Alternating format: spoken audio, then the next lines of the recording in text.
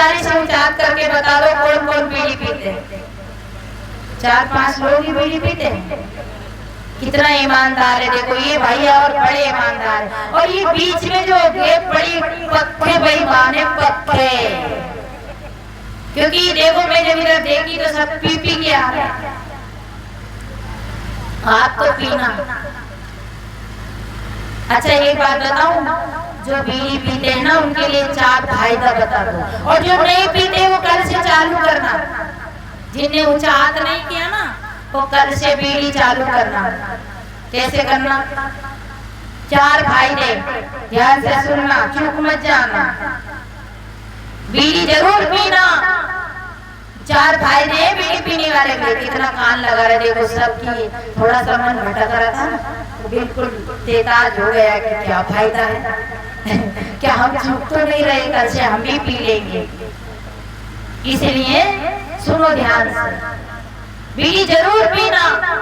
क्योंकि हमारे संत के थक गए तो कभी सामने कहा जो कहानी माने दे धक्का दो, और जो नहीं मानते उनको 1-2 धक्का और दे दो। जो काल मरे सो आज ही मर।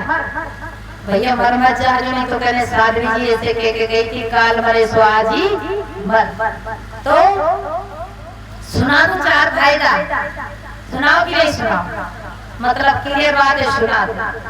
4 फायदे ये हैं कि जो बीड़ी पिएगा उसे कुत्ता नहीं काटेगा। जो बीड़ी पिएगा उसे कुत्ता नहीं काटेगा। और जो बीड़ी पिएगा उसके घर चोर नहीं घुसेंगे। जो बीड़ी पिएगा वो बुढ़ा नहीं होएगा।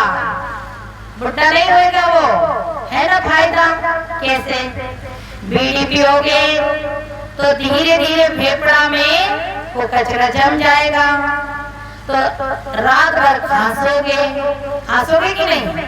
खांसोगे तो चोर नहीं घुसेगा। जो जागता रहता, खांसता रहता, उसके घर चोर घुसते क्या? नहीं घुसते, तो चोर नहीं घुसेगा। और जो खांसेगा और जो कमजोरी भीतर आएगी तो लकड़ी लेके तो चलेगा ना। तो लकड़ी हाथ में रहेगी तो कुत्ता काटेगा क्या? जिसके हाथ में लकड़ी हो तो भूल के भी कुत्ता नहीं काटेगा। इसलिए वो क्या होगा, धीरे धीरे भीतर भीतर खोखला हो जाएगा, बुरा नहीं हो पाएगा और मेरे राम नाम सत्य हो जाएगा। तो आपको जल्दी मरना हो तो जो नहीं पीते वो भी चालू कर देना, और जिनको जल्दी नहीं मरना हो वो आज ही छोड़ देना। एक आदमी से एक संत कह रहे थे कि नशा नहीं करना चाहिए, नशा पत्ता से दूर रहना चाहिए। तो वो क्या बोला? वो आपके जैसा चालाक होगा तो इतनी दूर एक पाइप गाड़ दिया, इतनी दूर जैसे आपके यहाँ हुक्का का पाइप रहता है, इतनी दूर। गुरुजी आए, बोले क्या कर रहे हैं? कि गुरुजी आपने कहा था नशा पत्ता से दूर रहना। तो देखो नशा का धुआं उड़ रहा है, मैं इतनी दूर हो गया कि मैंने ये पाइप का कनेक्शन यही कर लिया, मैं यहीं से फूंक मार लेता हूँ और वो धुआं वहाँ उड़ जाता है।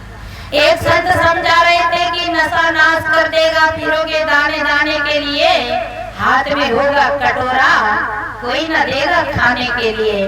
भैया नहीं करना चाहिए नशा। तो कहा कि ये तो शंकर जी की बूटी है, इसे तो पीना चाहिए। गांजा पीते ना, ये तो शंकर जी की बूटी है। अच्छा शंकर जी ने जहर पिया था तो आप एक ढक्कन पी के देखो, भगत है ना शंकर जी का। तो जो शंकर जी की बूटी पीते हो ना गांजा, तो जरा ये ढक्कन जहर भी पी के देखना तो पता चलेगा असली भगत है कि नकली। तो उन्हें उनको समझाया कि ये नशा गलत होता है, नहीं करना। उसने कहा कि देखो महाराज आप नहीं जानते, कंकर में शंकर बसे, कंकर में शंकर बसे, साबी में सीताराम, गांजा में गणपति बसे, तो चिलम में चारों धाम। उसने कहा महाराज ये कंकर में तो शंकर जी का भाषा है, कंकर में शंकर बसे, सापी में सीताराम, गांजा में गणपत बसे, चिलम में चारों धाम, इसलिए पीना चाहिए। तो संत ने कहा कंकर कहे कोरा करूं। एक शंकर तो यहीं बैठे, एक शंकर वो था डमरू वाला जो डमरू बजाता था बेचारा। भाई हमारी माताएं शंकर जी की भक्ति ज्यादा करती है, और अगर शंकर जी की भक्ति करोगी तो रोगी, और कोई भी जो शंकर जी की भक्ति करोगी नहीं तो रोना पड़ेगा, क्योंकि शंकर जी की भक्ति करोगी तो शंकर जी का धाम मिलेगा। और शंकर जी का धाम कहाँ है? पहाड़ पे। पार्वती होती फिरी, ना उन्हें कूलर मिला, ना फ्रिज मिला, ना एसी मिली, बेचारी को रहने के घर भी नहीं मिला। तो अगर आप फंस गए भी तो फिर पछताना पड़ेगा, फिर इधर का भी छूट गया उधर भी। लोग कहाँ जाना चाहते हैं? लोग कहाँ जाना चाहते हैं? विष्णु जी के धाम में। अब विष्णु जी कहाँ रहते हैं? क्षीर सागर में। कभी विचार नहीं कर क्षीर सागर किसको कहते हैं? क्षीर सागर किसको कहते हैं? दूध का सागर। और क्षीर माने नीर और क्षीर, नीर और क्षीर, उसमें विष्णु रहते हैं। विष्णु शेषनाग पे रहते हैं। ये आपका आत्म स्वरूप शेषनाग, आपका आत्म स्वरूप विष्णु है। और ये क्षीर और नीर का, इसमें से सार आत्म तत्व को समझ लेता है। क्षीर और नीर के बीच में से शेष जो बचता है वो शेष है।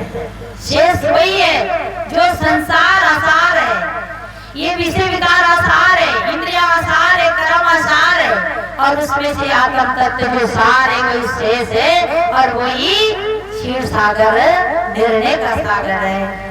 पर अगर आप क्षीर सागर में जाओगे, दूध के सागर में, तो क्या करोगे? वहाँ हो तो बेचारा नाग देवता गुबरे लेटा है, और वहाँ मत पछताना, वहाँ कहीं नहीं है, लफड़े में मत पड़ना। और गोलोक में जाओगे तो गाय बन के भटकना पड़ेगा, इंद्रियों के लोक में भटकना पड़ेगा। ये कोई काल्पनिक बातें हैं, ये बिगुलचा है, इनके चक्कर में नहीं पड़ना। अच्छा कर्म करना तो मनुष्य जीवन में आना, और बुरा कर्म होगा तो पशु पक्षी, और ज्यादा कनिष्ठ कर्म होगा तो कीट पतंग, और अगर सारी वासना छूट गई तो आप मोक्ष स्वरूप में हो जाओगे। तो शंकर में कंकर बसे, सापी में सीताराम, गांजा में गणपति बसे, चिलम में चारों धाम। तो महात्मा जी ने कहा कि कंकर कहे कोरा करूं।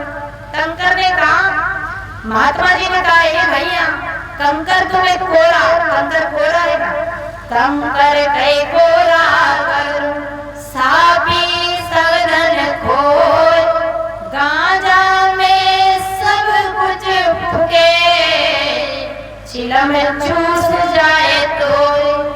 हम बीड़ी पीते हैं पर हमें पता नहीं बीड़ी हमको पीती है, हम गांजा पीते हैं हमें पता नहीं गांजा हमको पीता है, हम बोतल पीते हैं हमें पता नहीं बोतल हमें पीती है।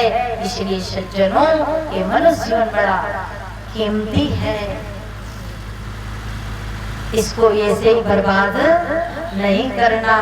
ये बड़े भाग से मिला है, बड़े सौभाग्य से मिला है।